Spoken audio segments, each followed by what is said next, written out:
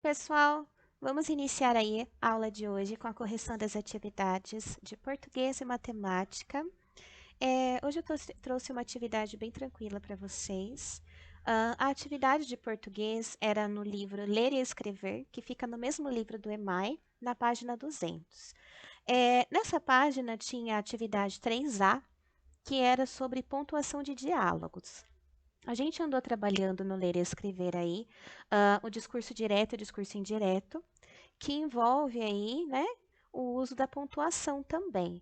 Lembra que a gente estudou sobre o uso do travessão, o uso das aspas, né, que podem aí indicar falas de personagens. Isso quando o discurso é direto.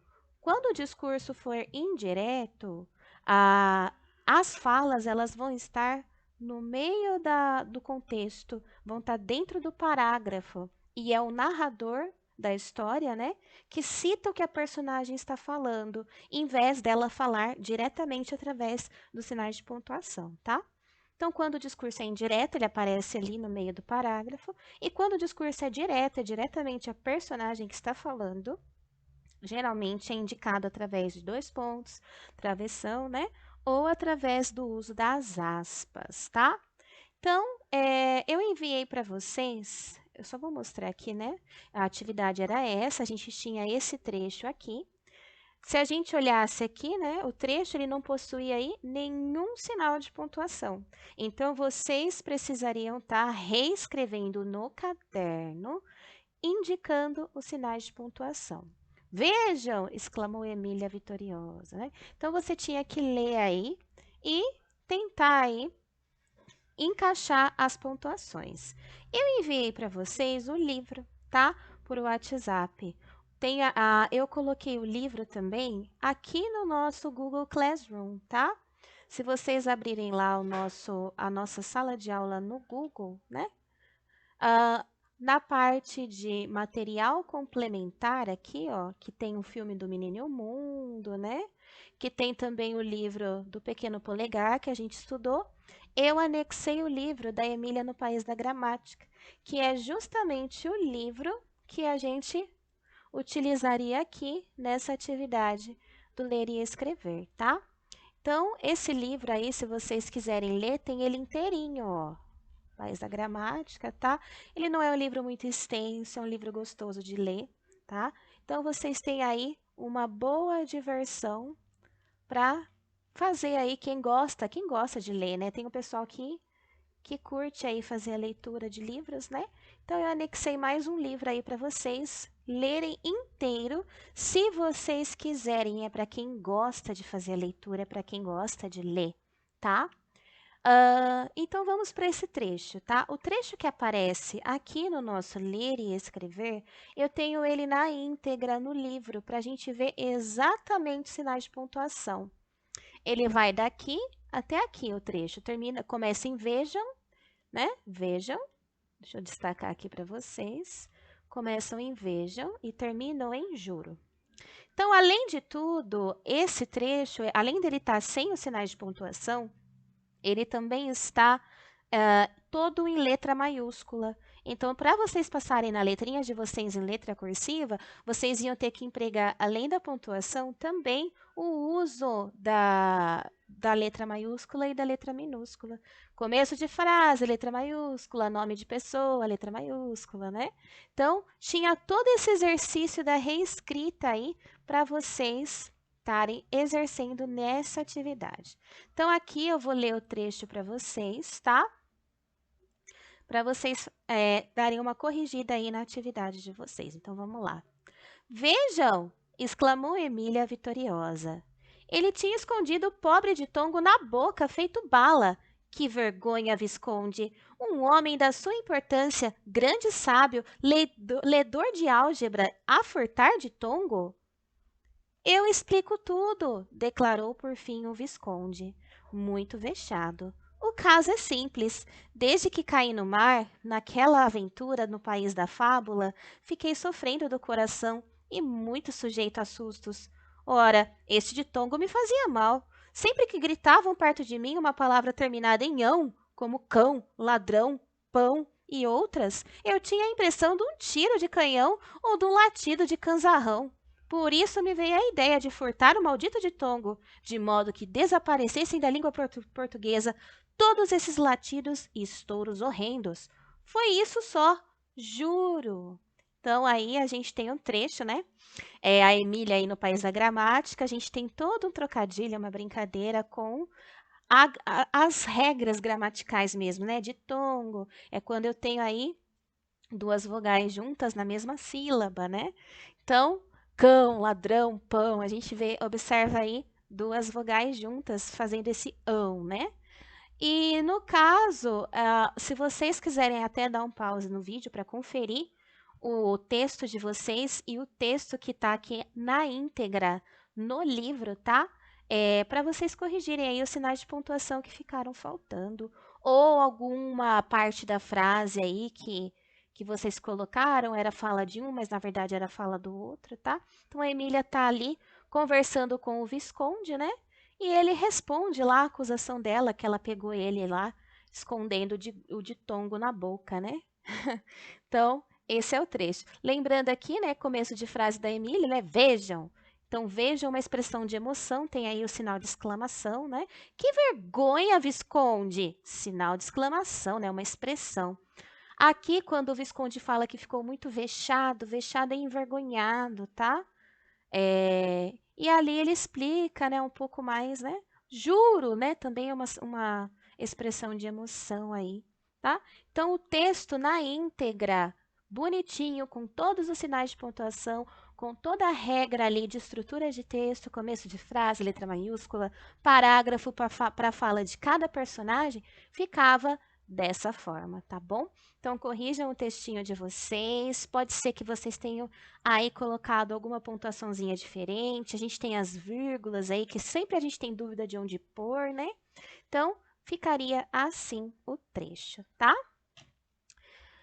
Além dessa atividade aqui, né, do ler e escrever, a gente também tem uma atividade de matemática à medida de área. Ontem a gente estudou um pouco sobre área e perímetro, então a gente vai fazer umas atividades sobre área. Relembrando o que é medida de área, como eu calculo a medida de área? Base vezes altura. Então, vamos colocar isso em mente para fazer as atividades no nosso livro didático, página 211 e 212. A gente tem aqui, né, o nosso livro didático. Vamos então fazer as atividades. Medida diária. A ideia diária. Observe ao lado os ladrilhos que Luan colocou no piso da cozinha dele. Quantos ladrilhos há nele? Então, aqui tem duas formas de resolver. Lembra que eu falei que quando a imagem aparece dividida em quadradinhos, como no caso dessa, você pode contar todos os quadradinhos ou fazer base vezes altura. Então, se a gente for contar um por um, ó, 1, 2, 3, 4, 5, 6, 7, 8, 9, 10, 11, 12, 13, 14, 15, 16, 17, 18, 19, 20, 21, 22, 23, 24. Qual a forma mais rápida da gente fazer isso?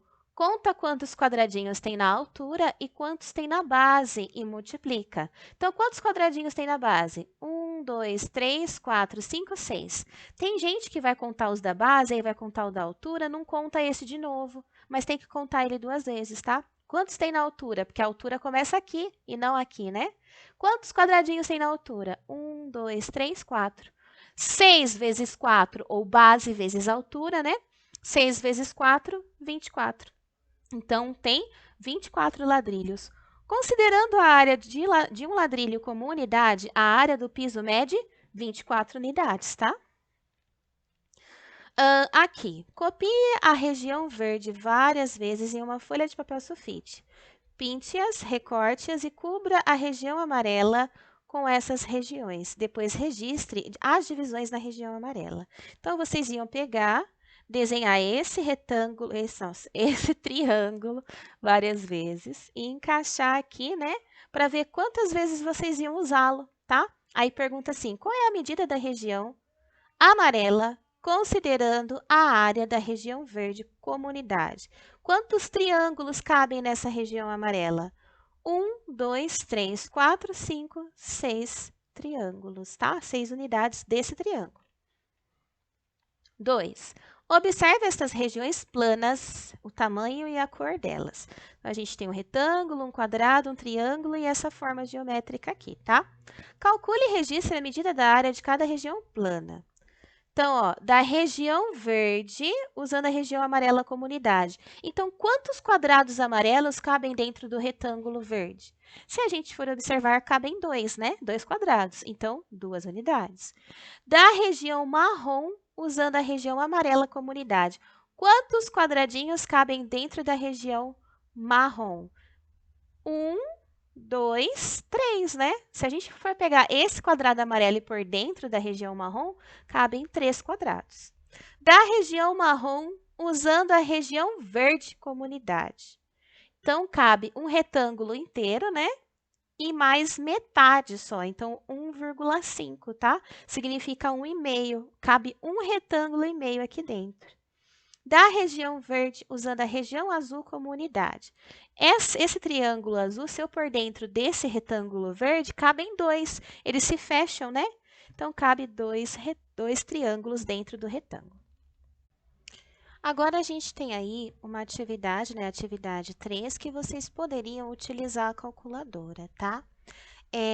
Vamos ler então, ó. Leandro comprou lajotas bege e verdes para revestir o piso de 2 cômodos da casa dele. Então, esses desenhos são as representações dos cômodos que ele precisa preencher com as lajotas, tá? Observe as imagens a seguir e descubra quanto ele gastou na compra das lajotas. Se necessário, use a calculadora. Então, a gente tinha que pegar a quantidade aí de lajotas, fazer base vezes altura, né? Para depois multiplicar pelo preço de cada lajota e a gente chegar no valor que ele iria gastar para preencher esses 2 cômodos. A lajota bege custava R$ 1,80, né? R$ 1,80 cada lajota. E a lajota verde, R$ 1,50 cada lajota. Então, aqui a bege. Como que eu vou descobrir a área primeiro que tem que ser preenchida com as lajotas, tá? Eu vou contar quantas lajotas vai na base e quantas vão na altura e quantas vão na base, tá? Então, vamos lá. 1, 2, 3, 4, 5, 6, 7, 8, 9. 9 lajotas na altura. E aqui na base tem a mesma medida daqui, né? Então, a gente pode contar, ó. 1, 2, 3, 4. Então, são 4 lajotas na base e 9 na altura. É só multiplicar. 9 vezes 4, 36. E aí, eu pego essas 36 lajotas e multiplico pelo valor que cada lajota custa, que é 1,80. Então, a gente tem a multiplicação armada aqui, né? 1,80 vezes 36, vocês podiam ter feito na calculadora, tá?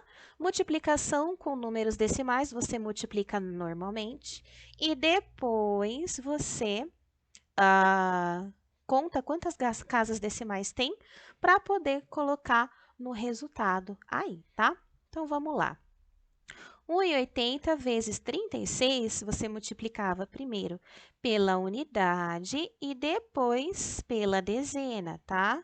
Então, a gente tem aí o resultado de 64,80, ou seja, a lajota bege, ela custou R$ 64,80 para preencher esse cômodo.